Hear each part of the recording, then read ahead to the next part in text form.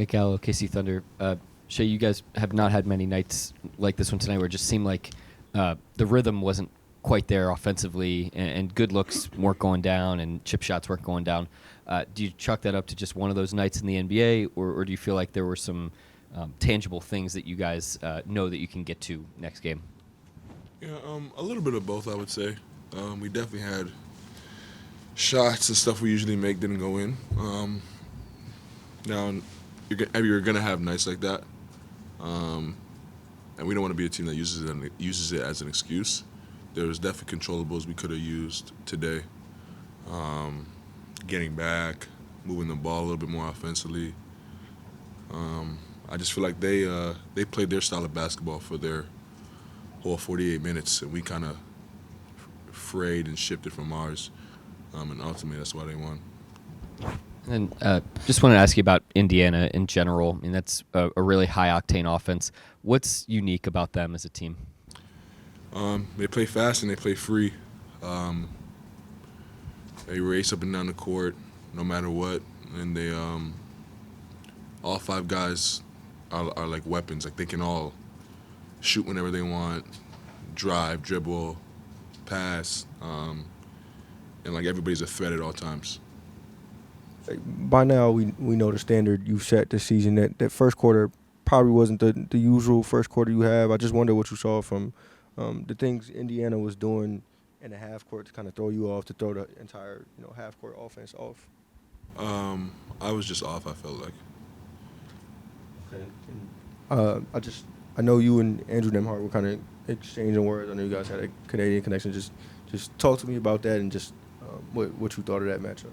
Yeah, we grew up playing against each other. I've known him for basically my whole life. It's always fun playing against guys that you kind of see their whole journey and get to compete against them on the highest level. It's always a blessing. It's always an honor. And I'm proud for him and what he's done with his career so far. Sky's the limit for him. You guys kind of got it going a little bit in the third quarter, got a little lead. Was that anything you did differently as a team, or just shots fall? We got stops for that period of time. And I think because we got stops, we were able to play in transition and get easier looks. Was this a more taxing game? Looked like that was taking more out of you? I mean, was it a more physical game or anything for you personally or anything? I think the game was at their pace. I think that's what I would chalk it up to. They played super fast, and that's their comfort zone, and we allowed them to do so. Today you broke Kevin Durant's record of having the most 30-point games in a single season for the Thunder. What does it mean to you to kind of have your name up there with some of these great scorers that have played here? It's cool. It's an honor. Obviously, Kev's done amazing things here in his career, and to be in those type of conversations is an honor and a blessing. Nick Gallo, KC Thunder. Chet, the offense tonight, Mark was saying, just couldn't quite find the rhythm that you wanted to. Anything tangible that you felt out there that you normally get to that you guys couldn't get to today? Yeah, a couple different things. Some shots that we normally see go down didn't go down early, and then everybody was out there being aggressive, which they should be. And sometimes when you're trying to lean towards the aggressive side, you can lean a little bit too far in that direction, and I'm guilty of that myself. And we're not going to be perfect there. We just have to find the balance between that and making the right play all the time. And we did that really good at times tonight and made a lot of runs. But between missing some shots that we needed to make and a couple plays like that, we weren't able to put up enough points to win this game. Then you hit a couple milestones here over the last couple games. Most three-pointers by a Thunder rookie ever in a season. Most rebounds by a Thunder rookie in a season ever. What's allowed you to be so productive on a consistent basis night in and night out? Credit to the medical staff for helping keep me healthy, the strength staff for helping keep me strong enough to stay healthy, and the coaches for putting me in a position to be successful, my teammates for having my back out there and helping me be successful, and then myself for just going out there and having the right attitude and energy towards what we need to do out there and things like that, I guess are just coming along. Chet, Mark was just sitting here saying that, games where you guys get outscored in the paint are typically tougher for you guys to overcome. They had 72 paint points tonight. I just wonder what you've seen in games like that where teams maybe outscore you in the paint and what it was tonight about their inside presence that led to that. Some of it is on me. I got to be better at protecting the rim. There were a few plays where I was there and I didn't make the play that I needed to make in order for it to be a winning play. And then part of it is the pace they play with, the space that they have on the floor. They got a lot of dudes who can make a lot of shots from all over the floor, so you got to respect pretty much everybody out there, no matter where they're placed on the floor. And, that can really spread out your defense, if you allow it to. And, they do a good job of finding the balance between attacking the paint and finding those outside looks to keep you honest, and that helped them get to the rack tonight. Yeah, and you guys have obviously been a great transition team, great at forcing turnovers. I know Mark has said in the past that you guys don't try to force turnovers. It kind of just happens with how aggressive the defense is. They outscored you guys in the fast break. I just wonder what you saw there, maybe from them in transition and what maybe led to you guys not getting out there as much.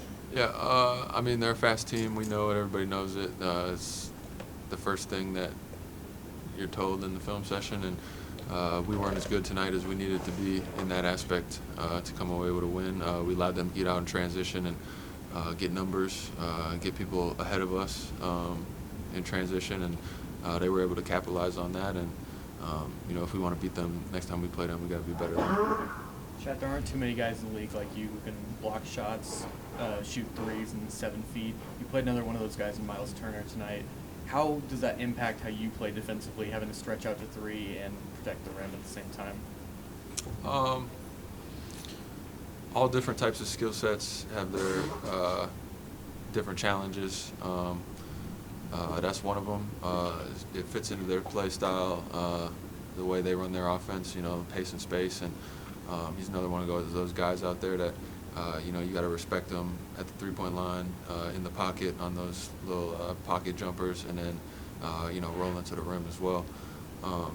You got to respect them all over, and, that kind of just keeps you honest all over the floor. And when you have a guard that you really have to be up on in coverages and stuff, it opens that up for a split second, and they do a good job of finding them. So, I got to be better next time at, trying to close that pocket and, contest those jump shots.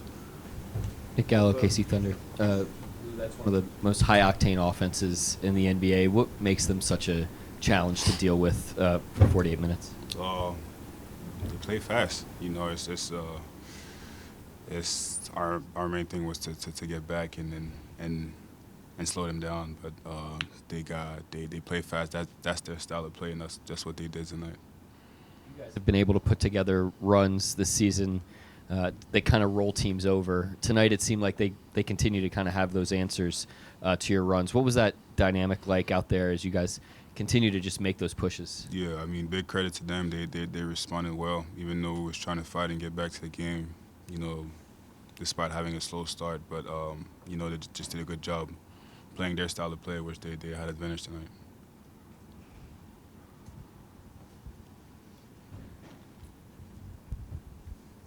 Lou, on Thursday, you're going to be matched up with Luka, and Mark has matched your minutes with him a lot of times. Tonight, you switch all over the floor. You're guarding multiple guys. What's sort of the, preparation process between, a night like Thursday and a night like tonight?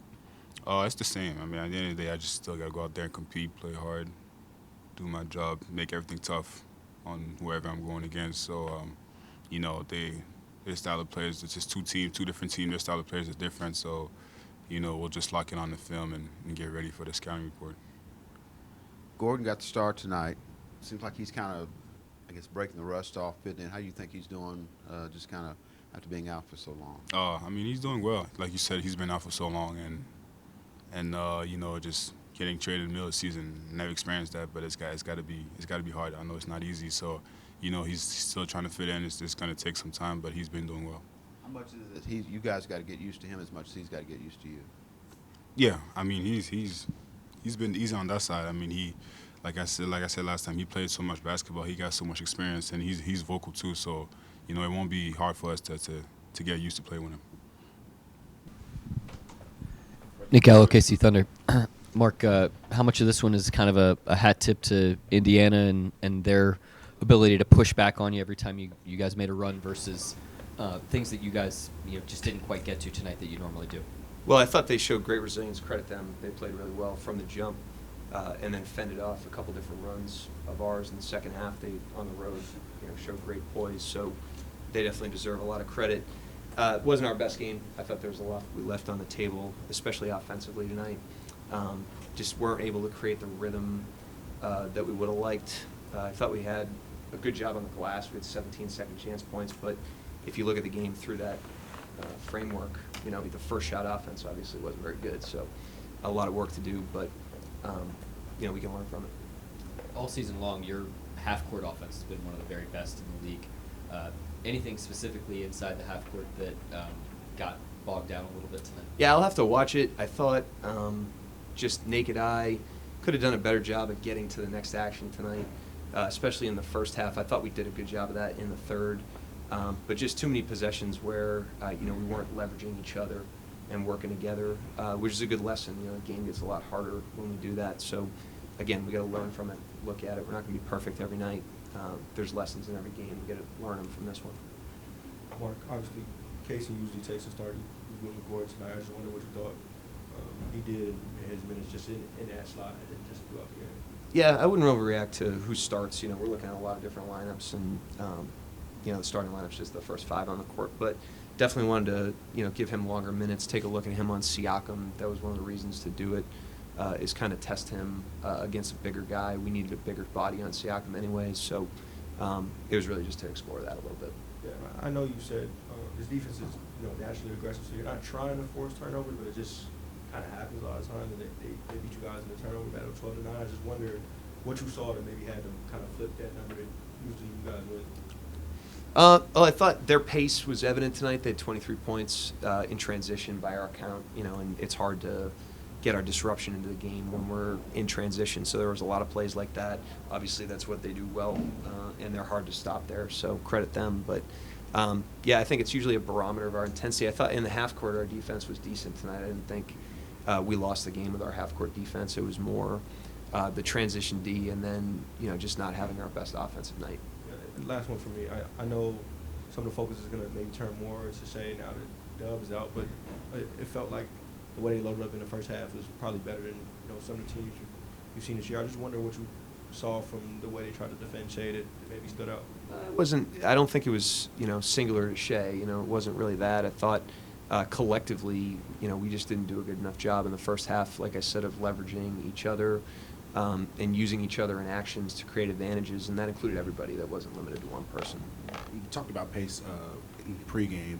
What do you think of the way you guys handled the pace at time? Well, like I said, they got 23 in transition by our count, our internal stuff, which isn't great. It's a lot of points in transition, especially against us. So we obviously lost that end, the battle on that end. And then, on the other end, I thought we played with decent pace. I didn't think it was a lack of energy or a lack of pace. I thought it was more once we got stuck on a possession, getting to the next action, and then, some of the reads when we hit the paint. They blocked 10 shots tonight. So that's 10 plays that obviously were contested around the rim. And then you guys, gave up 72 points in the paint. Was that those 23 points on the fast break for them? I think a lot of those were that, but that's a big number. Obviously, that's a good barometer for us. Every single night, just because of how much we hit the paint and then how much we try to defend it. So when we lose that battle, it's hard for us to overcome that. Anybody else? Go, Michael. Go ahead. Dort had a really nice night tonight defensively. Is it ever a challenge to sort of pick and choose where you want to deploy him on which guy, because he guarded about everybody out on the floor tonight? Yeah, he played really hard, especially in the third. I thought he was a big part of that third quarter on that end of the floor, just takes guys out of rhythm. He really competes on that end of the floor, and I thought he did that again tonight on Halliburton.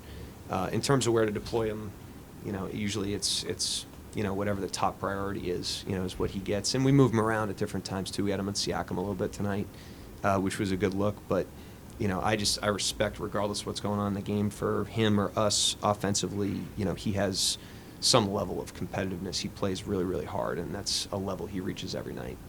You kind of hit on it. It looked like Shai was more gassed tonight, just kind of grabbing his shorts and looked like they were. He was expending more energy, I guess.